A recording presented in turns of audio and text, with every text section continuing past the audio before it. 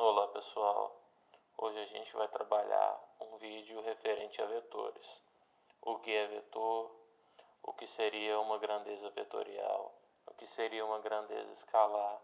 A gente vai comparar cada uma delas e explicar basicamente o porquê estudar vetor e como se faz os cálculos. Grandeza escalar é toda grandeza que ela é bem definida. Quando eu olho uma situação, por exemplo, 25 graus Celsius, eu sei que esse valor representa a minha temperatura em graus Celsius. E pronto. É uma informação certeira. Por exemplo, se eu pensasse no quando eu vou me movimentar, por exemplo, locomoção, eu andei 20 metros.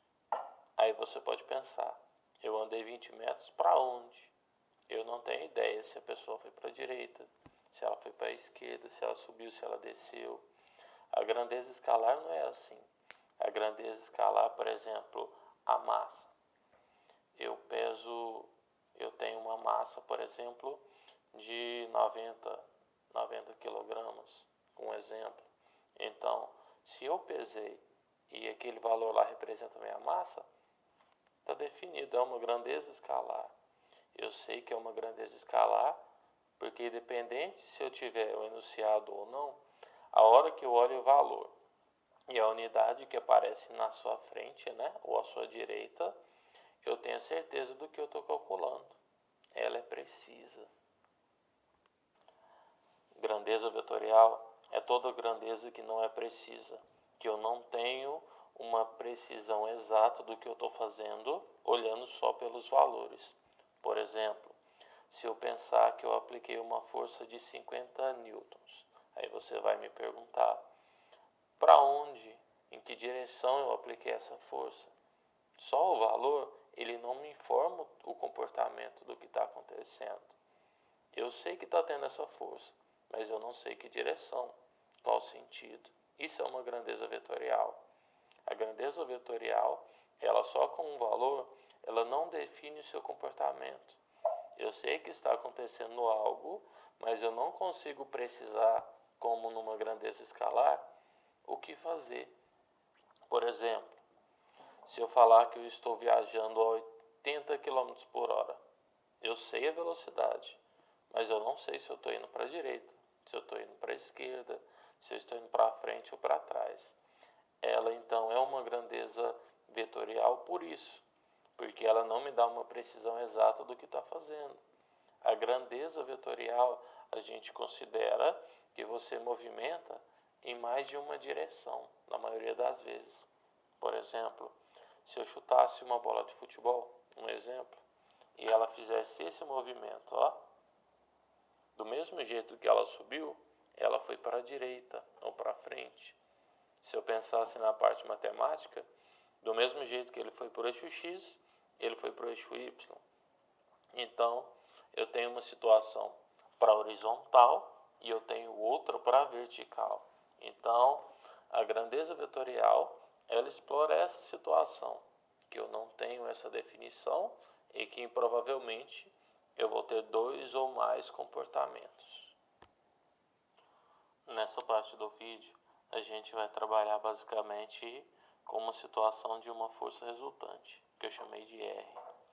Quando eu aplico uma força e ela tem o que a gente pode chamar de diagonal, do mesmo jeito que ele movimenta na horizontal, que na matemática a gente chama de eixo X, ele também movimenta na vertical, que a gente chama de eixo Y.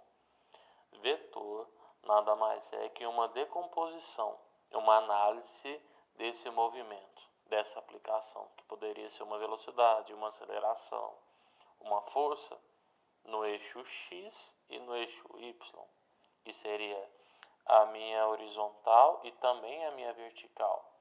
Era como se eu pudesse trocar essa força resultante por essas outras duas forças.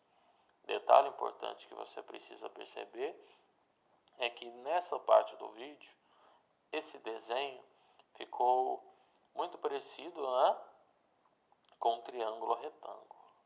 Então, não ser um triângulo retângulo, eu preciso ter as noções de cateto oposto, cateto adjacente, hipotenusa e principalmente, duas relações trigonométricas importantes, que seria a relação do seno, que é o cateto oposto sobre a hipotenusa, e também a relação do cosseno, que é cateto adjacente sobre a hipotenusa. A tangente é importante, só que se eu sei o seno e o cosseno, eu não vou precisar basicamente de usar a relação da tangente. É uma possibilidade, mas a gente não usa com tanta frequência para a situação de vetor. Para trabalhar esse exercício, que são grandezas escalares. Eu queria saber o que seria grandeza escalar, qual dessas situações eu tenho todas como grandeza escalar. E para fazer esse tipo de exercício, eu vou por eliminação. A maioria das vezes esse método nos salva.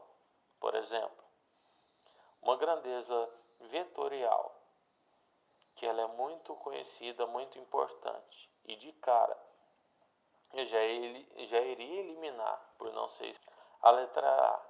Eu vou eliminar porque a força apareceu. A letra B eu também vou eliminar por isso. Na letra C, tempo, temperatura e volume são grandezas escalares. Então essa é a alternativa certa. Porque a D e a E está errada, A letra D ela é errada porque aparece a velocidade. Velocidade é uma grandeza vetorial. Na letra E, a letra E está errada porque uma grandeza que a gente tem vetorial aqui seria o deslocamento. Porque no meu deslocamento, só por falar que eu me desloquei, a gente não tem uma noção de como foi esse deslocamento, qual foi as orientações que a gente seguiu. Essa é uma situação de grandeza vetorial.